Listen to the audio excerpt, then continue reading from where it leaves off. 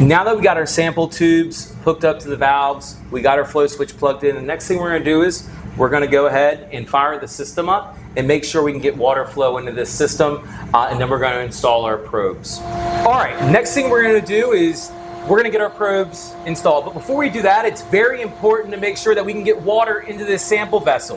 All right, as you can hear, the pump is turned on now. All right, we have no leaks coming out of here.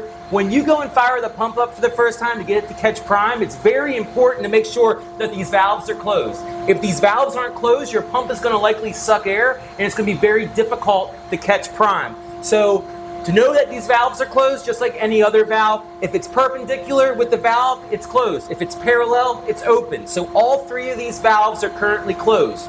We want to make sure now we have caught full prime. We want to make sure we can get water into this sample vessel. So what we're going to do first is we're going to open up this influent line. This is our pressure. This is our water coming in directly after our filter.